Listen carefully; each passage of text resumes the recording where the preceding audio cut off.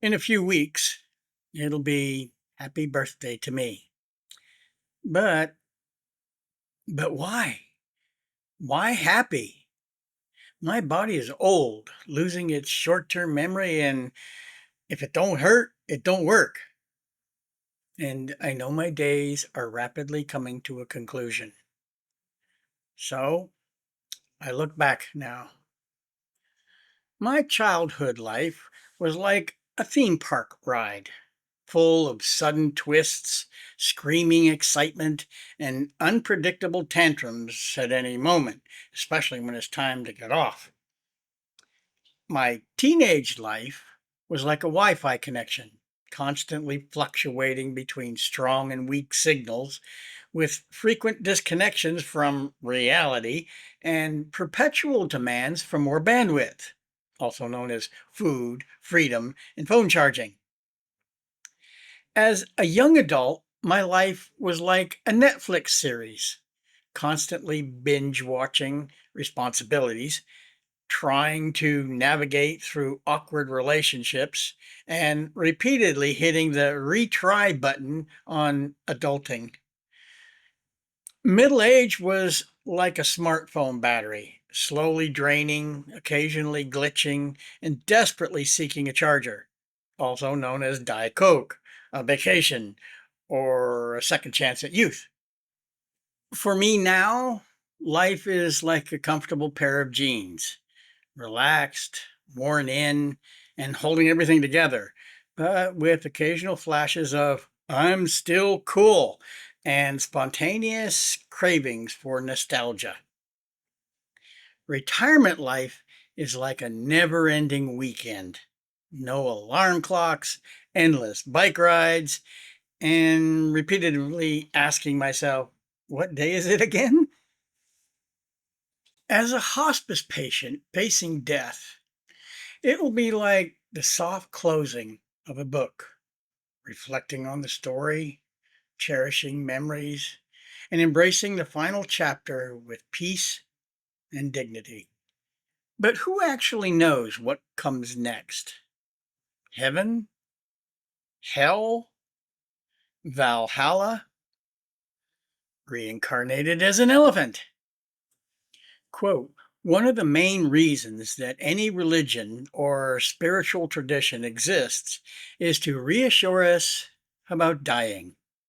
Fear of dying is universal, but hidden from view in daily life.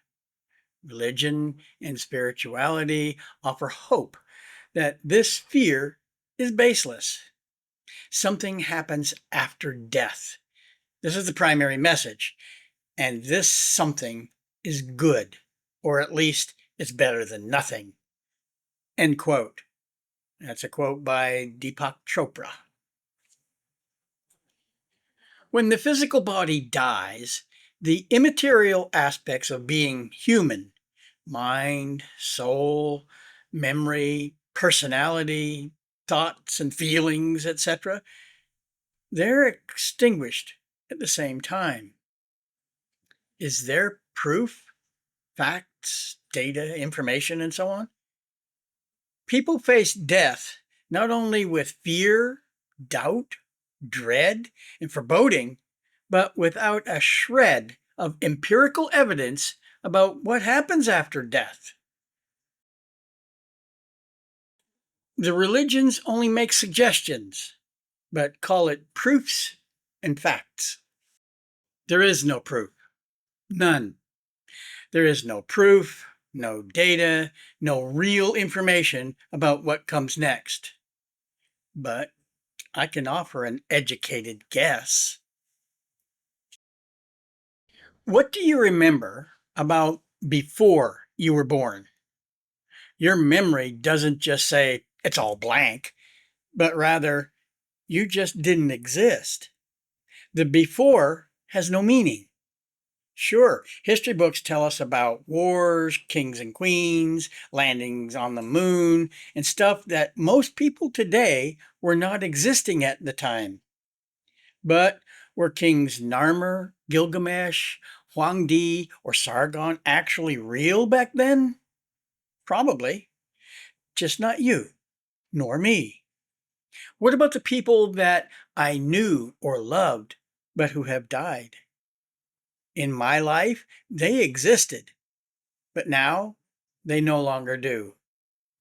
I can no longer make daily phone calls to my mom because she can't answer. I've had several full anesthesia surgeries where, for a few hours, I did not exist. The me, somehow inside my body, just wasn't, even though most of my body was. What does anyone remember about their surgery? Pain? No. The surgeon asking the surgical nurse for a hemostat? No. The clock ticking by? No. Aside from the body, the entity doesn't exist. For a while. It would seem that death is like that. To the person currently existing, before and after have no meaning.